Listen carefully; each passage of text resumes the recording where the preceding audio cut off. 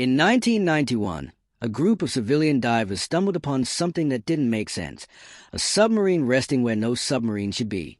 What they uncovered over the next several years would rewrite history and raise chilling new questions. When they finally got inside, what salvage divers found inside the sunken Nazi German submarine would leave you speechless. This is a true story of U-869, and it begins with a mystery at the bottom of the sea, the ghost sub of World War II. In the dark, churning waters of the Atlantic during World War II, death could come without warning, without mercy. German U-boats prowled beneath the waves like sharks, silent and unseen, sinking thousands of Allied ships with cold precision. These submarines were Hitler's weapon of terror at sea, cutting off vital supply routes and leaving behind a trail of steel and oil. Of the hundreds of U-boats launched by Nazi Germany during the war, most were sunk, some were captured, and a few vanished without a trace. One of the most mysterious of all was U-869. Launched in 1943, U-869 was a Type 9C of 40 U-boat, one of the largest long-range submarines built by the Kriegsmarine. Nearly 250 feet long and equipped with 6 torpedo tubes, it was designed to travel across the Atlantic and strike enemy ships deep in Allied-controlled waters. Its mission: disrupt, destroy, disappear. U-869 was commanded by Captain Helmut Neuerberg, a seasoned naval officer. In late 1944, as the tides of war turned against Germany, U-869 was sent on its first combat patrol. The plan, according to wartime records, was to head to the Gibraltar area, a strategic choke point where Allied ships funneled through the Mediterranean. But by then, there was chaos in the German command structure. Communication errors, conflicting orders, and a collapsing chain of command made things unclear. It's believed that U-869's mission may have changed en route. On February 11, 1945, a U.S. destroyer and a Coast Guard cutter reported attacking and sinking an unidentified German U-boat near Gibraltar. The official report chalked it up as confirmed kill based on timing and projected U-boat movements. The Allies concluded that the submarine destroyed that day was U-869. The German Navy, defeated and fragmented, offered no contradictory account, and so the story was settled. U-869 was presumed sunk off the coast of Gibraltar, taking all 56 of its crew with it to a watery grave. No survivors, no distress calls, no trace for decades. No one questioned this version of events. It was one line in the massive, blood-soaked ledger of World War II, one more enemy sub that never came home. But when you look closer, the stories start to crack. First, there were no confirmed photographs or sonar images of a wreck near Gibraltar matching the dimensions or signature of U-869. Wartime reports were notoriously unreliable, often based on visual confirmation in chaotic combat conditions or guesses made under pressure. The Atlantic was vast, the technology primitive, and mistakes were common. Second, no German documentation from that period ever clearly stated U-869's final position. By 1945, Germany's war machine was falling apart, radio traffic was lost, records were incomplete or destroyed. The few logs that did survive were often ambiguous. Some experts now believe that U-869 may have never even reached the Strait of Gibraltar at all. And there was another, more chilling detail: the radio silence. German U-boats were required to report during missions, both to confirm their progress and to receive new orders. U-869 was last heard from while still in the North Atlantic, thousands of miles from its supposed death site. After that, nothing, silence, as if the ocean itself had swallowed it whole. The deeper historians and researchers dug, the more questions they found. Was the submarine misidentified in that Battle of Gibraltar? Was it rerouted without anyone knowing? Or was something far more unusual at play? For over 40 years, U-869 remained an unresolved mystery, ghost ship, lost of time, buried in conflicting reports and fading memories. Families of the crew had no grave to visit, no wreckage to mourn, just a name etched on a memorial in a wartime file that didn't quite add up. Even the experts couldn't agree. Military historians pointed to the Gibraltar attack and insisted that the case was closed, but divers, wreck hunters, and amateur sleuths weren't so sure. And decades later, something strange showed up on sonar off the coast of New Jersey. Salvage divers were quick to check, and what they found would leave you speechless. The Jersey mystery. The North Atlantic, off the coast of New Jersey, is a graveyard of steel. Beneath the waves lie hundreds of wrecks, victims of storms, collisions, and wars. For local divers, it's both a playground and a puzzle. But in the summer of 1991, a group of wreck divers found something unlike anything they'd ever seen. At the time, John Chatterton, Richie Kohler, and a small team of experienced Northeast divers were searching for unidentified wrecks using side-scan sonar.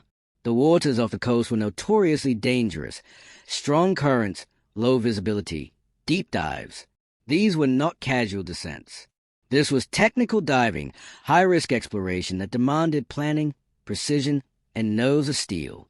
Roughly 60 miles off the coast of Point Pleasant, New Jersey, at a depth of 230 feet, their sonar lit up with an image. It was a long, narrow object, torpedo-shaped, lying on the ocean floor.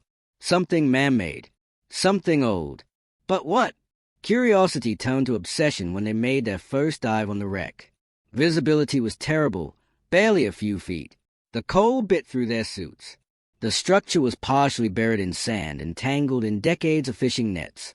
A few passes around it confirmed the obvious. This was a submarine. A big one. And it wasn't supposed to be there. They couldn't see any hull numbers or markings at first.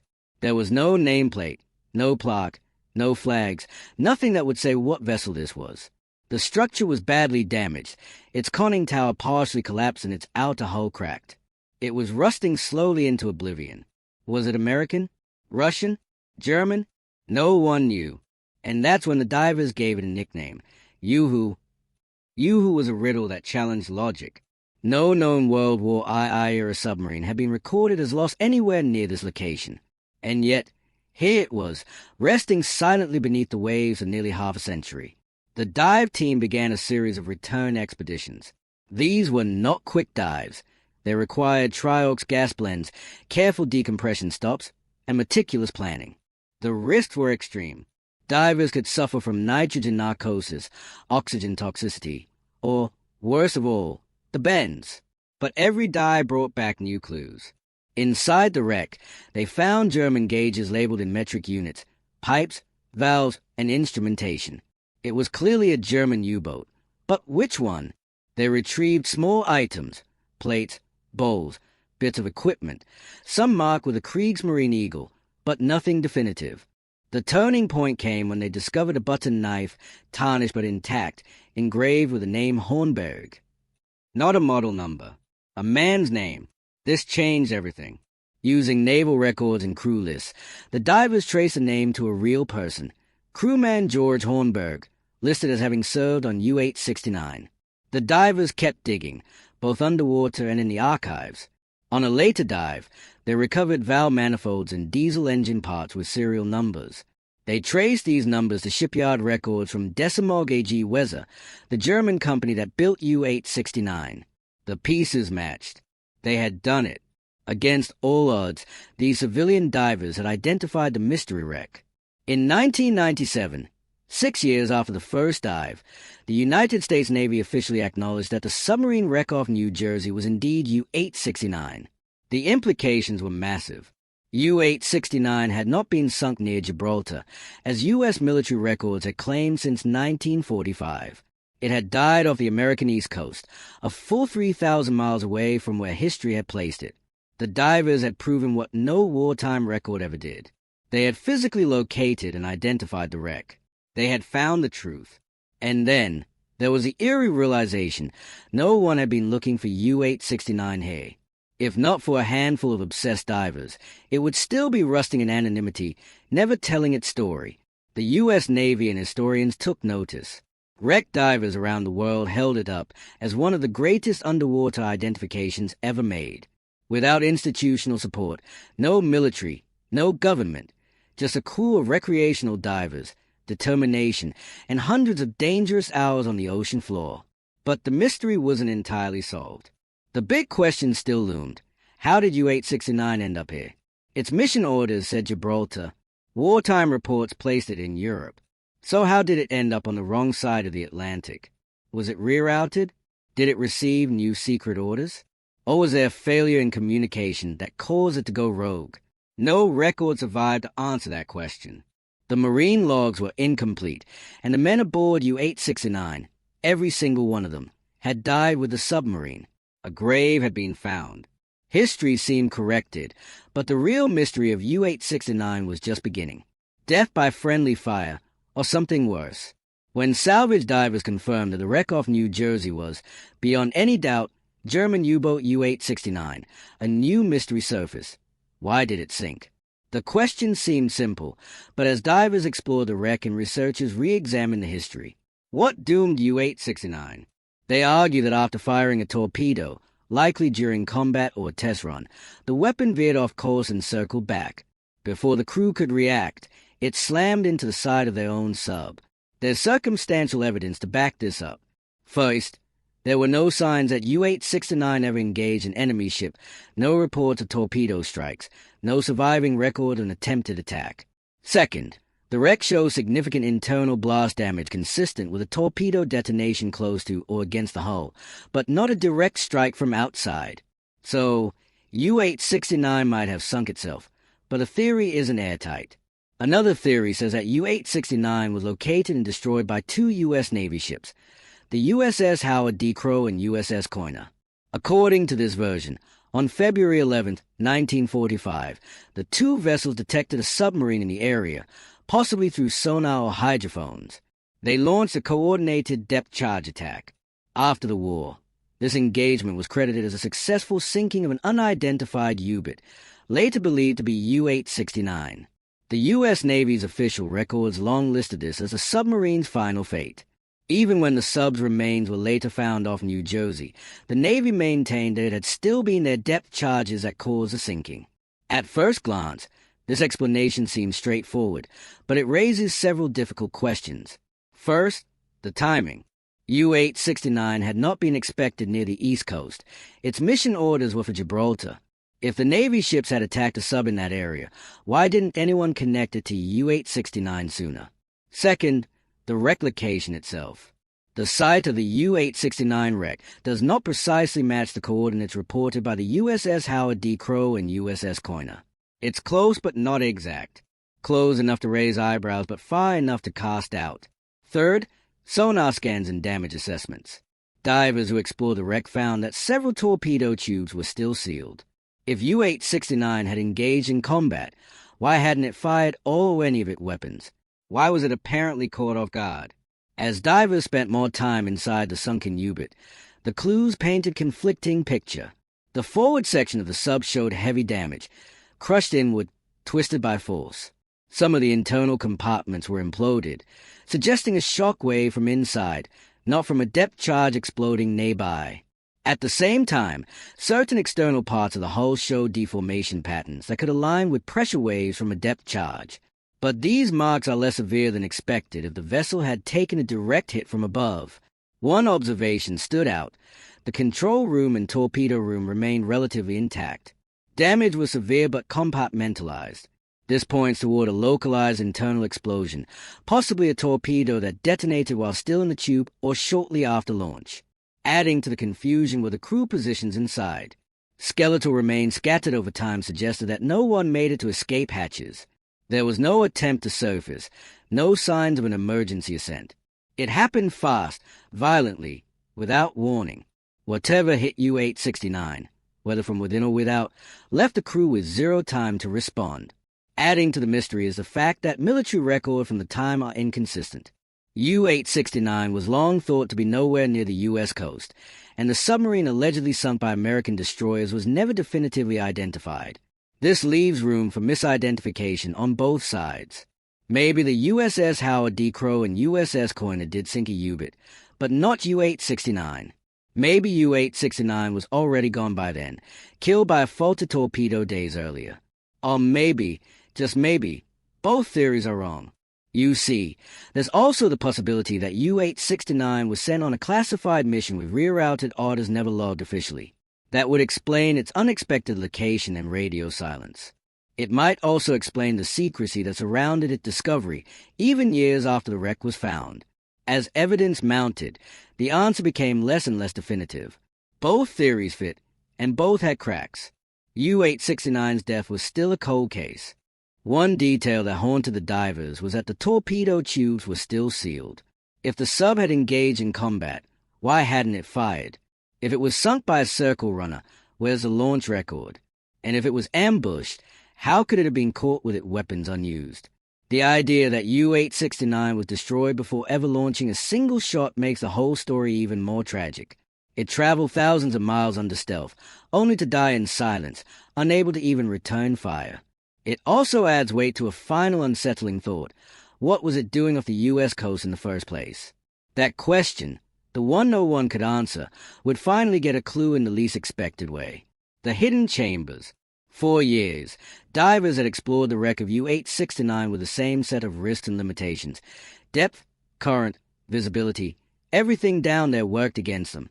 But in late 2024, with newer equipment and more precise dive planning, a section of the submarine long deemed inaccessible was finally reached. Trust us, what salvage divers found inside the sunken Nazi German submarine will leave you speechless. It was a sealed compartment, collapsed in places, corroded nearly shut by pressure and time. According to members of the dive team, who spoke under anonymity, this area had likely been undisturbed since the day U-869 hit the ocean floor in 1945. Inside, they discovered what one diver called a perfectly preserved time capsule. The compartment held personal lockers, locked storage crates, and foot lockers still intact, some even with rubber seals barely holding. Among the recovered items were the standard remnants of life aboard a Nazi submarine, ration tins, log books, and clothing. But then they found something far more unusual, items that immediately drew attention from historians and intelligence officials alike. Sources familiar with the investigation described the discovery of a ceremonial dagger belonging to a senior officer. Its blade is said to be etched with a motto used by elite naval units. Next to it, folded in a watertight crate, was a Marine dress uniform, still bearing the Iron Eagle insignia and a red armband with a swastika, preserved better than anyone thought possible. But what came next stunned even the most hardened researchers. Buried beneath layers of sealed documents, wrapped in oilcloth, was a box of Nazi memorabilia, including a pristine swastika flag folded with military precision. Alongside it were propaganda leaflets in English aimed at stirring discontent among the American public, and what appeared to be a partially encrypted codebook bearing markings from the ABV, Nazi Germany's military intelligence service. The find was so unexpected and so politically sensitive that it was never made public. The reason for the secrecy, the possibility that U-869 wasn't just patrolling the Atlantic, it may have been sent to deploy operatives or materials on U.S. soil. The theory remains unconfirmed, but the implications are chilling. A covert landing by a Nazi sub near the American coast, even the tail end of the war, would rewrite what we thought we knew about German operations in the Western Hemisphere. Survivor's guilt. Of the 56 men assigned to U-869, all were believed to have died when the submarine sank sometime in early 1945. But there was one name missing from the final casualty list, a man who had been scheduled to be on board but wasn't. His name was Herbert Gashowski. Herbert was originally assigned as a crew member aboard U-869 during its preparation for deployment, but due to an illness he contracted prior to the submarine's departure, he was removed from the mission. Another sailor took his place. U-869 left port without him. At the time, this change seemed minor, a standard personnel adjustment. But that single shift in assignment would go on to define the rest of his life. For decades, Gashowski lived under the same assumption as military historians and the families of the fallen, that U-869 had been lost near Gibraltar, most likely destroyed by Allied depth charges. That was the official record accepted by the German Navy and the post-war historical community. Then, in the 1990s, a group of American wreck divers searching the waters off Point Pleasant, New Jersey, discovered the remains of a sunken submarine. As part of their research, the divers began contacting surviving relatives of the original crew. Their efforts led them to Herbert, living in Germany, decades removed from the war but still carrying the memory of those he had trained alongside. According to diver and researcher Richie Kohler, Herbert was initially skeptical when told that U-869 had been found, not off Spain, but off the eastern coast of the United States. The news directly contradicted what he had been told and what he believed for over 50 years. But the evidence was undeniable. The divers presented photos of items recovered from the wreck, including personal belongings, technical components, and even a knife engraved with the name of Georg Horenberg, one of the crew members Herbert had known.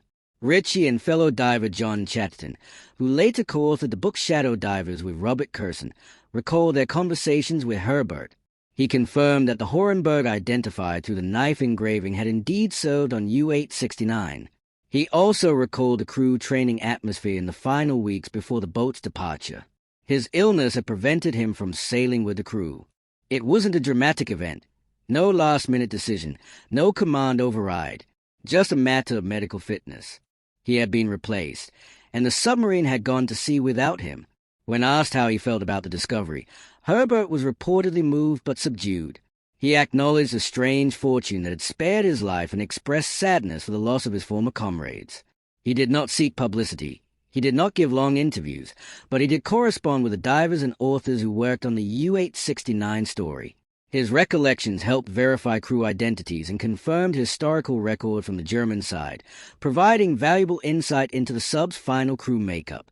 Herbert passed away in 2005, and he never found out about the sealed chamber. Or maybe he already knew about it and just didn't want to speak. What do you think? Let us know in the comments.